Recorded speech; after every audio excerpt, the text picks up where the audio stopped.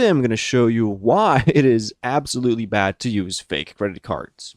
So let's take a look at what fake credit cards are, and is it legal to use fake credit card numbers, for example, when you want to sign up for a free trial? And are virtual cards, for example, from privacy.com, safe? Now, let's take a look at it. So what are fake number cards? And fake credit cards are dummy credentials that are intended to appear valid to a payment system even though they aren't connecting to a funding source.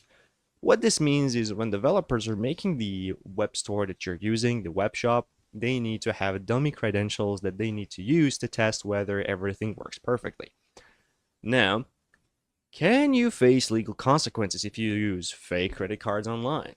And any use of fake credit card numbers for purchases online is considered fraudulent activity, baby. So no, don't ever use that shit again. And virtual cards are instead safe, legal, and efficient in masking your actual banking information. And you can use these cards to sign up for free trials or whatever you feel like. But using fake credit cards like fake credit card generators is definitely considered fraudulent, and you can face a lot of trouble if you use these things. So just make sure not to use them. And even if you did use them, I don't really have any advice. You should maybe ask ChatGPT, but if you use them, you really are in trouble.